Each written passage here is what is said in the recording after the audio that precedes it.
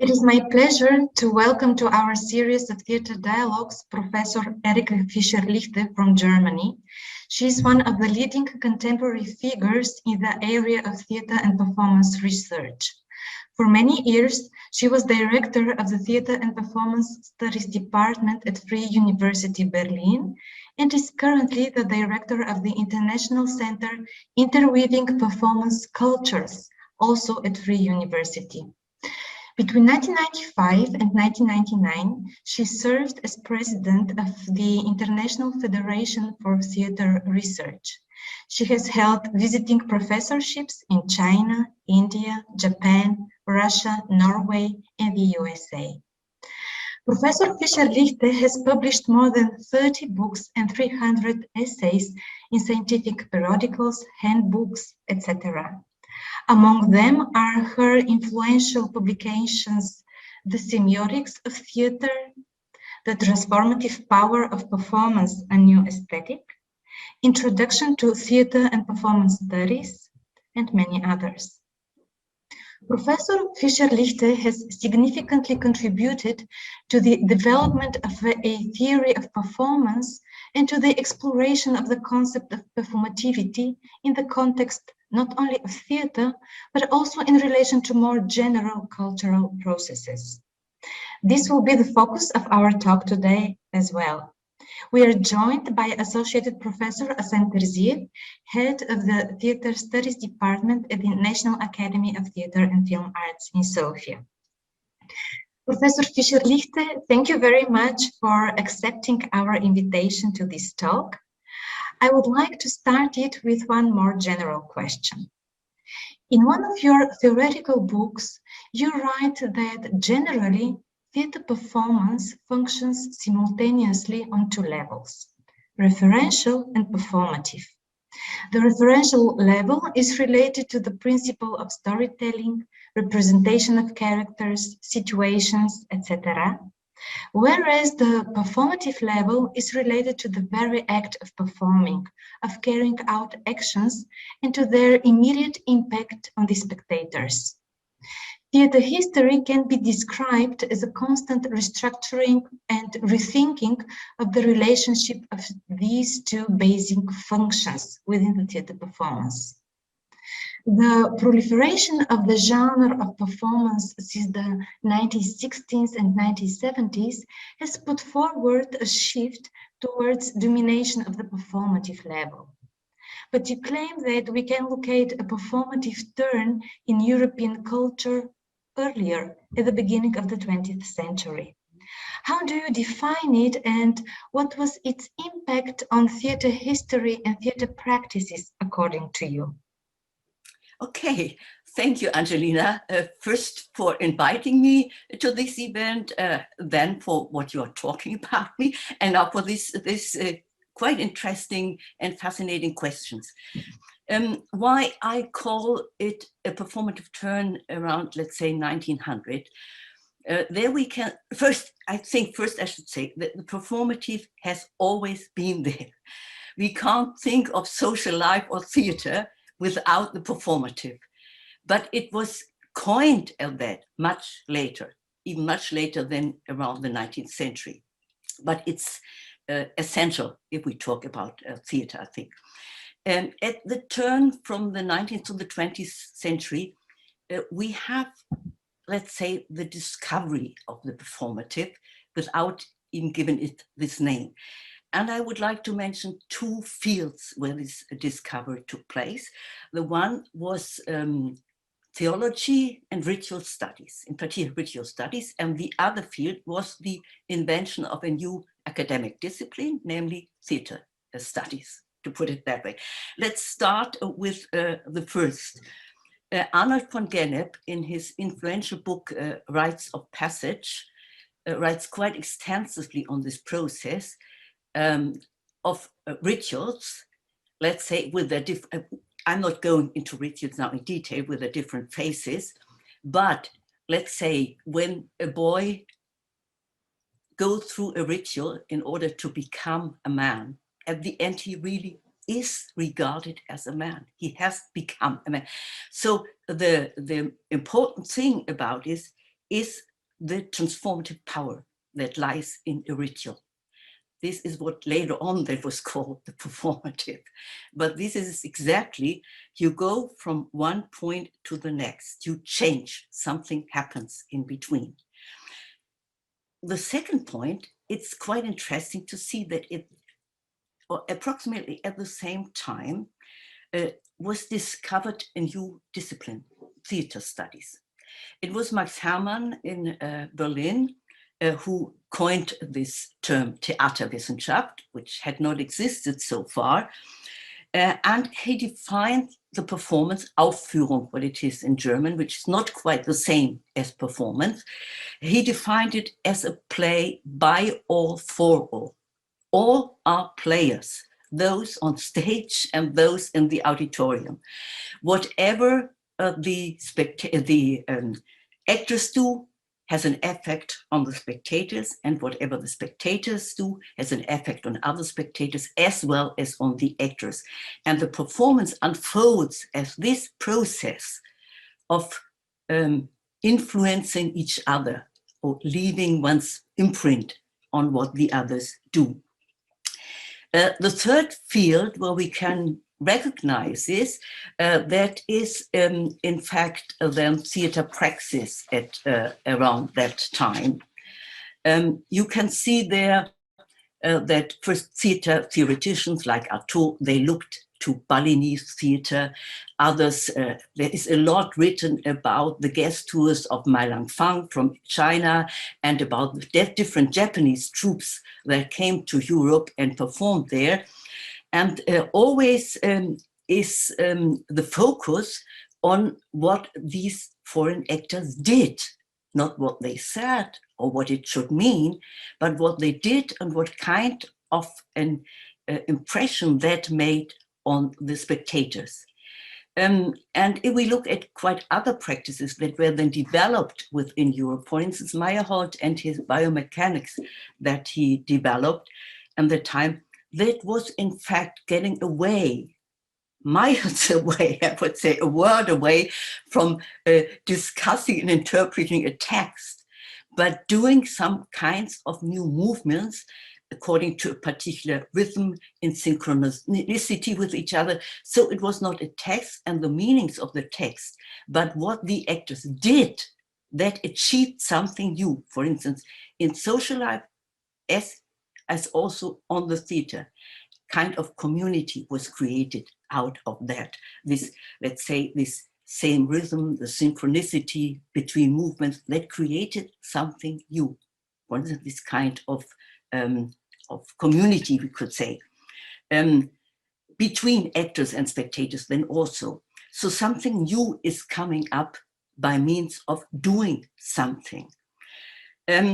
So we can say there is no longer possible this separation in theater between here are the actors and they do something, and here are the spectators and they just respond without leaving an imprint on the actors.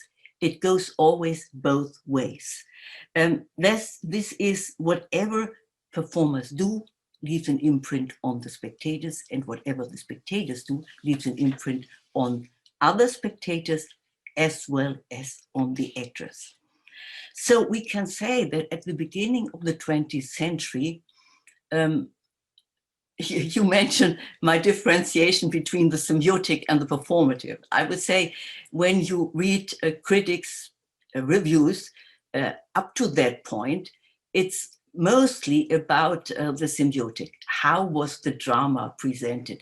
What did it mean that they changed this and that? Now it turns to the performative. This is, we have a quite interesting review on a performance of Hauptmann the Weavers that was, I think, in 1899 or something like that, and where they describe the critics, not how the play was performed, but what the spectators did, how they applauded when they plundered the room of the director and things like that, what happened on stage, how they reacted to that. This was the interesting thing, not whether this was a kind of interpretation of the text or not. So even there you can see how this whole changed. But we have to see the performative turn is not something we could say that caused new forms of theory and theater. It is more so that the performative turn was brought about in different fields, and that is, for instance, theory and theater, where some of these fields where it was brought about. So we cannot, in our theoretical thoughts, we cannot, in these reflections, put them at two sides, because what is so typical and characteristic of them is the interrelationship. So it is not here happened a performative turn and there it worked on social life and society, but in social life and society and in theory, it came up almost at the same time. Why this is so, we cannot discuss within the realm of this discussion here, but that's of course quite interesting and fascinating. The concept of the performative, even that is important, then was coined much later. This is not what we have to forget. We always talk about it as if it was always has been there. To remind you, it was in 1963 that Austin published a book that had the title, How to Do Things with Words. And there he coined this idea, the word, the performative. He said, it is a new word, it is an ugly word, maybe we could find another one, but I don't know, we just talk it now. He would have been quite astonished what a career this ugly word made within discussion in the next decades then. But that's the important thing about it. This is a concept that asks what is accomplished. For instance, it goes against a certain very European way of thinking, this thinking in dichotomies. Here we have that, and here we have that. For instance, here is the text, there is the performance, or here are the actors, there are the spectators. Here is the body, there is the language. The focus is, if we go from the perspective of performativity, is on the interrelationship between the two, and how what happens in one of them has then impact on the other. Any change of one, for instance, in kind of language, has an impact on how you use the body. Any change in the usage of the body has an imprint on how it is expressed then in words, and vice versa. So it is the interrelatedness of the phenomena and no longer putting them apart. What was at the center of our thinking, our science, you have neatly to put everything apart and look at it for itself. Here it is, you have to look at its interrelatedness. And once comes out of it, these are processes, and this applies to social life as well as to theater. You can see their work in both ways, wherever it comes up. And I think this is the new perspective that worked already at the turn from the 19th to the 20th century, but it was, so to say, a concept that had to grasp this kind of change. That was done much later, in the second half of the 20th century, with this concept of performativity. It takes now in a completely new perspective that at that point was not so new anymore, to put it like that. That proceeding from the assumption that culture phenomena and processes bring forth new realities. They are not only to be understood as connections of science, which can be deciphered and understood, but they have to be understood as something what brings forth something new. New insights, new worlds, new understandings, whatever it is. That is the very important point in it. And insofar, of course, when such a concept is then in the world, then its usage changes it also constantly. So we see that each theoretician then takes another shape of it or another idea that could be implied in it. So it has a variety of things, whether you compare Austin, then later with Judith Butler, you will have very different ideas about the performative. But still, they are all within this overall idea of interrelatedness and the processual. It's nothing fixed there, but it's always a constant flow that goes on. So we have to be very careful not to say there happened a performative turn and that then had some implications for theater and social life. No, within a change that took place in social life and in theater, the performative turn, so to speak, realized itself. So we can't think of the two at different levels. We have to see that they go hand in hand. So the performative turn was brought about forth in different cultural fields, and by happening at the same time transformed these fields and brought forth then also a new concept, that of performativity. So the new challenge that comes from the performative and performativity is the insight that culture processes of whatever kind they are can never be completely designed and planned. There is always something unforeseen when they happen. I think that is very important. This idea that you had for a long time, well, this can be planned. Exactly, in any detail. It cannot. No social process, no theatrical process can be completely planned, because in the course of it, since it is working together of different people who do something, this is the important thing, something is done, the outcome is not to be predicted. It's something, maybe it's something you could never have imagined before. And I think this is the new challenge which the idea of the performative has brought, to make clear that we as human beings are never in a position that we can plan such social or artistic processes completely. We can maybe a technical, I don't know, I'm not an expert in technical things, I have no idea. Maybe you can plan completely technical processes. That might be the case.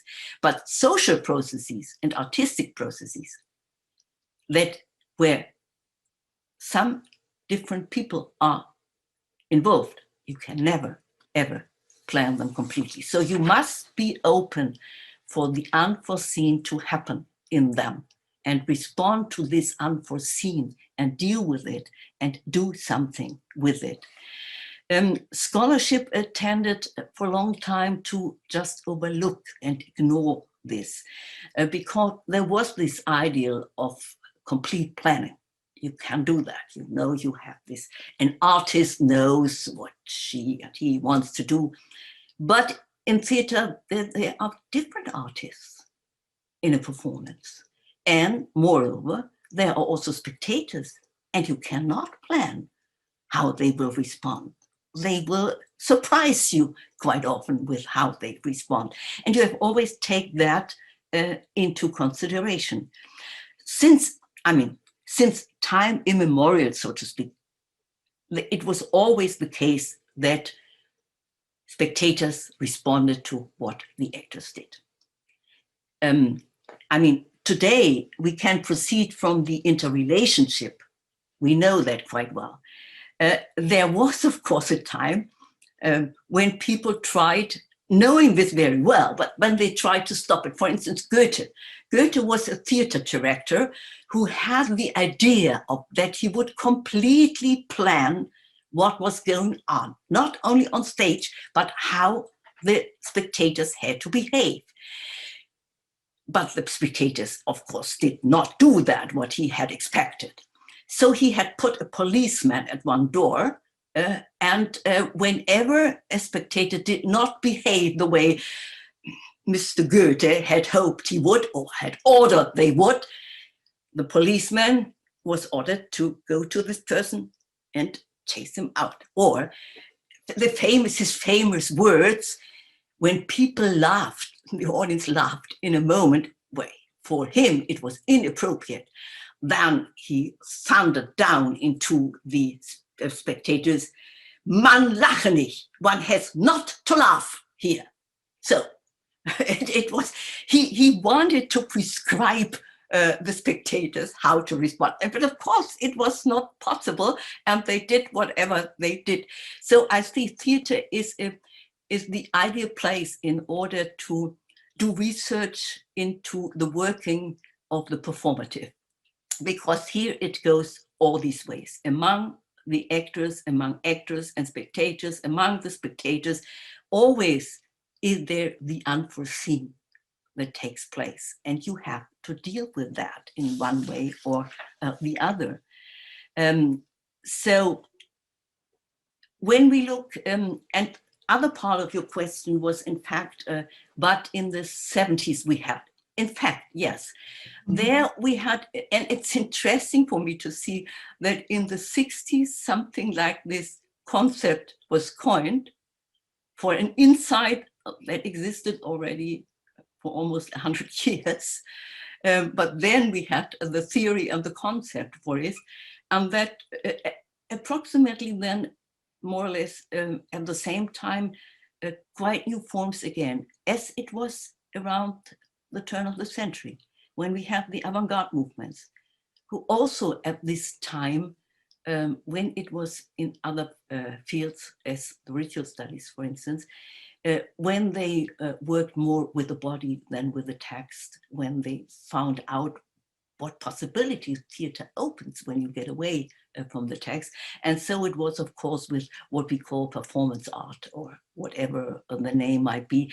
And Marina Abramović, as you know, is one of my favorites, because she has really tried out whatever you can do, was also the way she treated herself in the face of spectators. I think this is the great difference between when we think about, in the medieval ages, we have pious persons who tortured themselves. But they did it, let's say, quite often before pictures of holy people, or they did it in the presence of God or Mary, to put it that way. So they were the spectators who received the gift of their self-torture. Whereas what Marina Abramović was really doing, torturing herself before the eyes of spectators, and waiting, more or less, what do the spectators do? And when the spectators tried to prevent her from going on with the self-torturing, she declared that the performance was ended. So she left the spectators in a complete, very uncomfortable situation. On the one hand, you sit there and you look at her, how she tortures herself, and she says, this is unheard of, I have to stop it. It is so unhuman. But you know, at the same time, the moment you stop it, the performance is stopped too. So you have to make a choice, you have to make a decision. Yeah, that has to do then with your own values. What do you think is more important, that she stops torturing herself, or that the performance ends? So it is something which is never only artistic. It's always an ethical question that is also implied. That is also an important point of the performative in artistic fields. You cannot say it's just artistic, it's just aesthetic. No, it's always also ethical.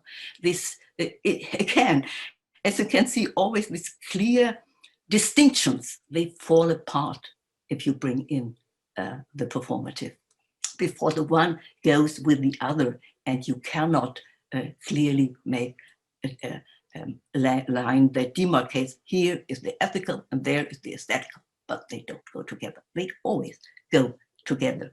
And in so far, then another thing where it's quite different, when she made a performance, it's not so long ago, as this, she sat there at a table. She loves the table and the two chairs, as the Chinese did. And she sits at one side, and at the other is a spectator who can sit there for 15 minutes. And the whole is just looking at each other. That's the performance. But I think this is the essence of the performative. It is, in fact, what is going on between. Here it's between two people and whatever, but that's the whole thing. You have to see what we call with the liminal space. That is the space that is, in fact, very much focused on by the performative.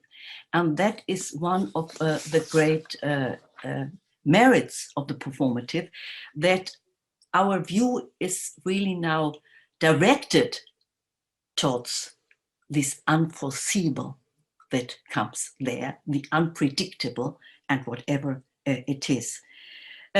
So I think maybe I should more or less leave it here, because I think, in fact, we have seen that what happened already around 1900, then later in the 60s became a concept. And now in theater, it's something where they really, in particular in performance art, where the focus is put on. Everybody knows it now, and so it can unfold whatever kind of possibilities there are when people meet with each other. So maybe we can now go into the discussion. Thank you. That was a very interesting presentation, and it made me a lot of, created a lot of thoughts in my head. I have a few questions which I would like to ask. I hope we shall have time for all of them. But the first thing which I would like to ask you, if you can dwell a little bit more on, although you already mentioned it in your presentation, is can you tell a little bit more, how do you think this concept of performativity affected theater studies itself? During the course, you made this very important connection with the emergence of theater studies in the beginning of the 20th century. But I would like also to ask you on your personal opinion about how did it affect the discipline and the thinking about theater throughout the ages. And also I would like to make a connection of something with another dialogue that we made in this rubric with something about which Marvin Carlson speaks a lot about, is what do you think about this? Although we speak a lot about escaping the dichotomies, at the same time, we had this contradiction. Very often, theatricality and performativity are being used as opposites. Can you speak a little bit more about that? Yes, the first, about the concept. I mean, as the concept was coined in the 1960s, it could not have an impact on what happened around 1900. So I would say there we load too much on a concept. The concept came much later, when it became clear for, oh yeah, this is in fact something new. And at this point, of course, also, I mean, in the arts, of course, when it was formulated, they had gone such a long way from there that, of course, now they could be much more radical. I would never say that it was now the coining of the concept of the performative that had this impact on the arts. No, I would say it was more or less, it was again this going between the two. I mean, this is again, we should not think in these lines. Here we have the world of the concepts and theory, and here we have that of the art. There is a long way where they interact constantly, and the one leaves its imprint on the other. Always, once vice versa. And so far, I would really think it, of course, it's easier when we analyze things. It's easier for us to say we put everything apart. Here we have the one, then the other, the third, the fourth, and so forth, and deal with it separately. But I think this is just what the idea of the performative tries to get into our heads, that this might be a nice approach, but it overlooks what is the most important, and the most important is the constant interdependence between all these different fields. And if a little thing changes in field A, then in field D, maybe an explosion comes out. I think this is this constant thinking that everything is interrelated. Then people say, okay, yes, I must have said, okay, yes, if everything is interrelated, that's fine, but how can we analyze that? This is, in fact, the problem we have to deal with. Each time we try to discuss something, analyze something, we have to be aware of this problem. And then, of course, then we will get away in this direction or that direction. That's quite clear. But still, it does not change the fact, in my view, that there is this interrelatedness. And that at the final stage of our research, we should come at the point where we can see, yes, this has now explained some kind of working of this interrelatedness. And therefore we tend so much this very simple physical system. Here we have where it starts, and there we have the effect. So these two, one to that, and that's the whole thing. It's not like that. It is that it's constantly going back and forth between not just the two things, but between all the elements involved. And that's so difficult for us. And I think when we analyze, we have to set it aside for a time, but we have to return to it, because otherwise it's not worth much what we have done. We have to escape the dichotomies, of course, because otherwise we will not understand how things work in social life and in theater. On the other hand, this dichotomy of theater and performance, this is an American thing, I mean, and something of the English language. This is, there we forget, because we are so Americanized, and always, between us, we have to use the English language, because this is, we can express ourselves better or worse, whatever case, in this language to make us understandable to each of us. But if I look at my language, the German language, the word theater means everything where something is performed. So we never ever we talked about Marina Abramović theater. We had no problems with that, because for us, performing with an audience is theater. Whatever kind of performance it is, it does not really matter. Since the English have such a very narrow concept of theater. Theater is where you have a stage and an auditorium and actors who learn a text, and so they had to invent, when the so-called performance artists came up, when they did something else, they had to coin a new concept, and that was then performance. But I don't see why we should, in German, have a new concept, because our concept of theater covers it all. It's different kinds of Aufführungen that we have. Aufführungen des in the theater, Aufführungen in what in English is called performance. But this is a linguistic question, I would say, and not a question, a really theoretical question, because it means you can't, it's so difficult to explain to people who have English as a native language that in other languages it works differently, but alas, it does.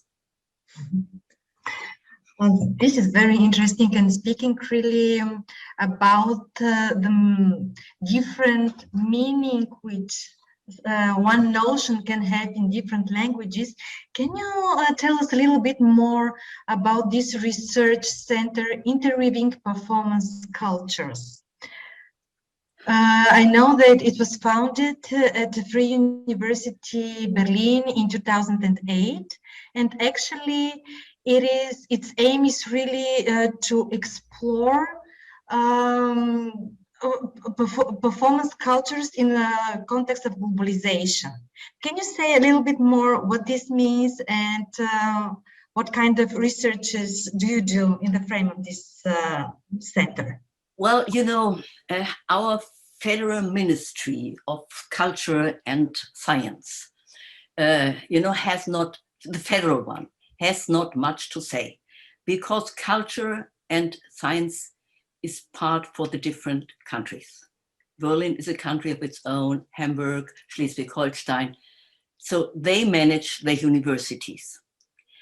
So since the Federal Ministry wanted to do a good thing for us, they launched a new program, which they finance. They said, we have what is called the Wissenschaftskolleg in Berlin. This is the Center of Advanced Studies. And they say we will finance 12 such centers for advanced studies at different universities. That is a competition now. And you can apply if you have a good idea what to do at such a center. And I thought, oh, this is a great idea. At this center, I could invite colleagues who work on theater and performance, not only in theater and performance studies, but also in philosophy and other fields, to invite them to come to Berlin and do their research there for 1 year. And we try to get certain subjects for each year where we can put that together. And so this is what was done in our center for 12 years. It is prolonged for 2 more years so that we can get our publications ready, what was not possible within these 12 years. And the outcome is, in fact, a huge number of books written by our fellows and by us also, of course, in very different fields, but they all have, let's say, something in common, that they discuss the encounter of different performance cultures and what came out of that.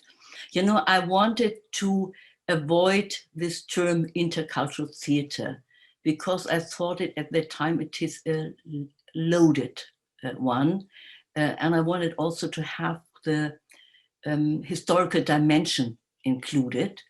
And so I just thought interweaving performance cultures or entangling performance culture, we could always have entangled performance cultures, whatever we say, would be a good starting point to collect so many colleagues from all over the world who work in this field, and with them, give them time and space to write their books on their particular point of view, and on the same time come together and discuss. We had regular seminars each week on Tuesday where we discussed the work of one of the colleagues. And I think that has been very productive for all those involved, for us and for our fellows. And it was, in fact, going in more depth into these different possibilities, which not just opened up since the 1950s, but you have them in history already far away. For instance, the evangelization campaign of the Jesuits on the one hand, on the Franciscans on the other, in the 16th century, in Japan, where the Jesuits were, new forms of theater came up from that, what they did. And the same was also in Mexico, where the Franciscans came. When they there performed the stories from the Bible, they did it, of course, always by taking recourse to their own forms of theater that they had already. So we have this very early, and I think this historical dimension is so often overlooked with regard to intercultural theater. It's not something completely new, it's something very old, where we have wherever, and since, I mean, these companies of strolling players that we had in different parts of the world, they go everywhere, they go to other places, they see something new, they get in new people, and it's so far, they interweave. They do it at very early stages, so it's also not something completely new. It's different now how it's done, of course, and it's on quite a different scale that it's done. If you look also festivals where you have companies from all over the world, this is a different scale, of course, than you have the 16th century, but still it is comparable. And I would like to allow myself one next question, which is related to a concept coined by a colleague of yours, Professor Hans T. Sleman. A few years ago, in Bulgarian was translated his book, The Post-Dramatic Theater. And I was wondering, how do you relate to this notion? Because according to him, after the rise of the performance in the 60s and in the 70s, a new relation between the text and the performance was put forward in the theater practices, which changed them. And he coined this term post-dramatic theater as an umbrella notion to exactly for this kind of new, more performative practices within theater. Could you please say, how do you relate to this term? Because in the perspective of your very in-depth research of the new performance aesthetics. Yeah, I mean, this is a very fine book, but it has a completely different point of departure and quite different focus than I have, because, and it has a different view on history, because it really relies very much on a Hegelian 3 steps of history, which I do not believe in. But I think it's a great book, and it has had a huge discussion that came up, and I think that's for me the best part about it, that it really launched this discussion on the change of theater and performance. But still, in my view, I think if we look into history, we see, if we get away from Europe, we see that things that are there described as post-dramatic were in many cultures all over the world already, but it were just different kinds of, let's say, how to approach a theater and performance. And of course, if we have a European perspective, then you can maybe, although I would also doubt it. I mean, if you look, for instance, in Europe at the great Christian plays in medieval times that we had there, they were not dramatic in that sense, absolutely not. But in so far, I would not like this Hegelian pre-dramatic, dramatic, post-dramatic. I see that there is much more in it. And so far, I think I don't like this colleague bashing. It's a wonderful book. Yes, it has really, it has raised a lot of discussions that are very, very necessary. Still, I must admit that for me, it was a book that had no use, to put it like that. This was for me familiar ground. But it is because we both come from the German tradition, and so far, it's for me absolutely familiar ground on which it goes, that it went like that. I would not, as I said, I would not divide history in these kinds of 3 periods. So that's the difference. So I would say we do not, in that one, contradict each other. We just work on different fields. which in a way one could put together.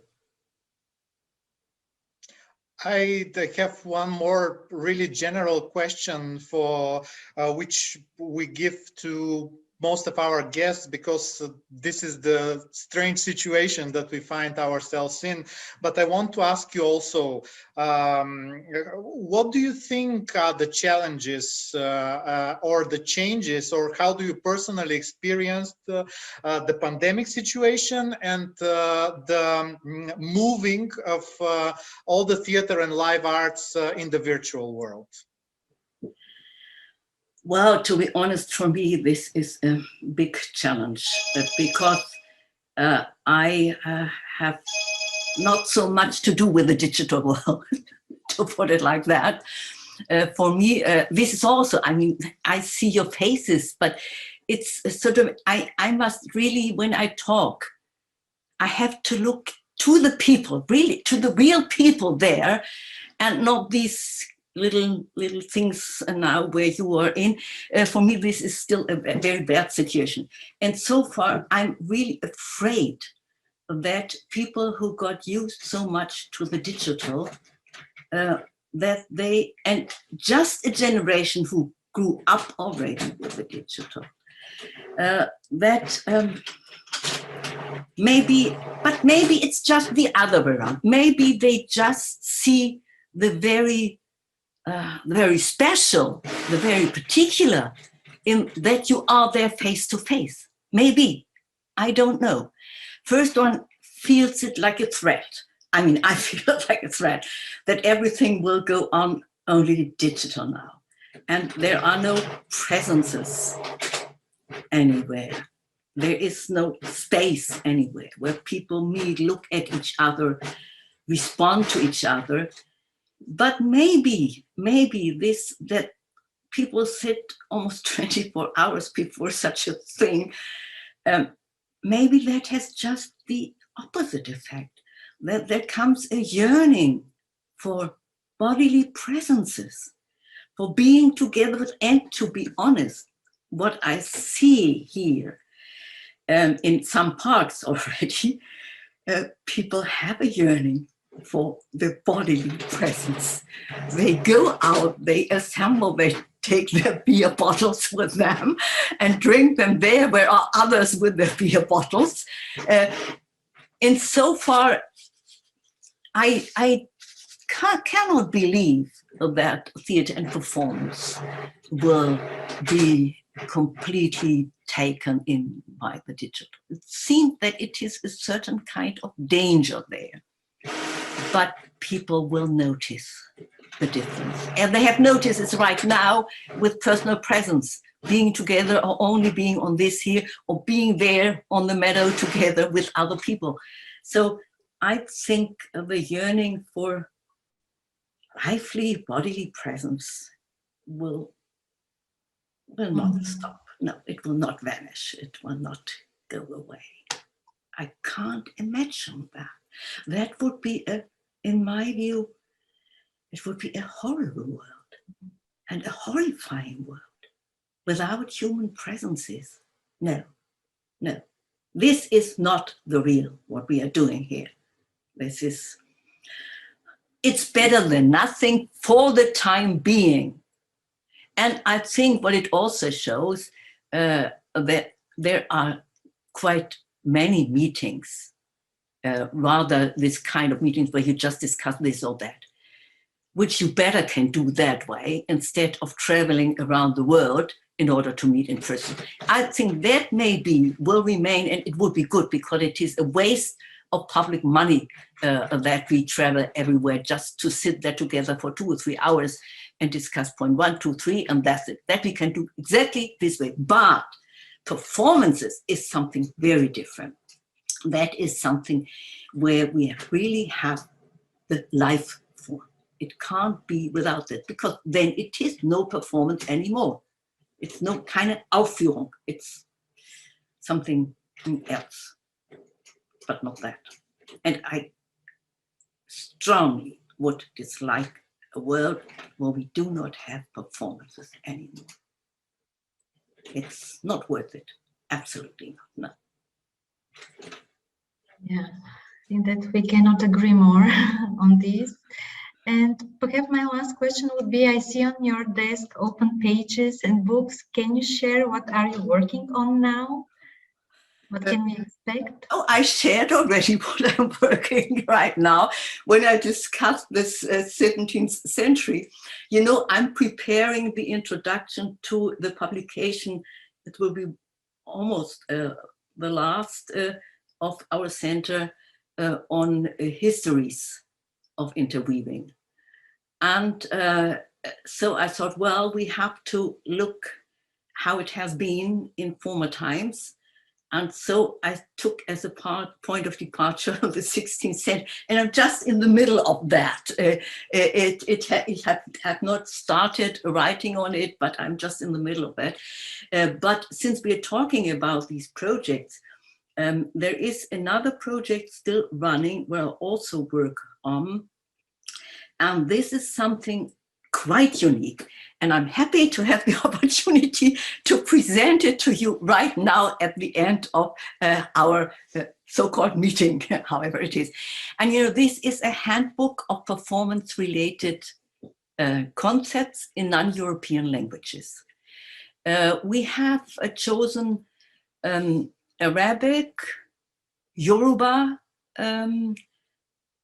Korean, Chinese, Japanese, and then some of the Indian languages. And we always, there's a team of scholars from these countries who work on this then always. They have to choose 6 concepts that they think are key concepts for theater and performance in their language, and who together form a kind of epistemic system on performative processes. And this is a fantastic project. You won't believe how much one discovers in just these different kinds of concepts that are there. I had the idea to this project, it's years ago now, when we were discussing just some concepts. Well, we said, oh, it's untranslatable. Our Chinese colleagues said, oh, this is untranslatable. And I thought, well, yes, that's it. We always speak English as we do now, but there are so many concepts in each language that are not translatable. And these concepts together, they tell us something about what theater and performance means within this culture, what it does in this culture, how important it is, because it's not the same in each and every culture. And so we said we cannot do the whole thing, so we have to see where do we have the colleagues who could do that. So this is this choice of 6, which is rather random, because there we had access to the scholars who can do it, to the whole thing we need for that. But still, I hope that will be a beginning, and maybe it's encouraging people to make such a thing in their own language. I mean, not this what we have, some have, Japanese concepts of it. Well, you know, yeah, there you have 300 concepts, and each concept 2 sentences. That's it. Patrice Pavis did such a, for some European languages also. But it's really, and then the European languages, that's always called just the word, and it looks as if it would be the same. It does not mean the same. That, by the way, so we thought now we do something where we focus on 6 and hope that this encourages people in different parts of the world to do such a thing for their own language. Thesaurus of performance-related concepts in their language, and what kind of epistemic system it implies. This really collects a world knowledge on theater and performance. It sounds really very exciting, and we are looking forward to this publication. Thank you very much for this talk, Professor Erika Fisher-Lihte. It was really an honor for us to have you as a guest in this series. Well, thank you very much. I was quite pleased and happy to be able to share with you my ideas on this concept of performativity. And I hope that we will continue this discussion in presentia at another time. So thank you very much.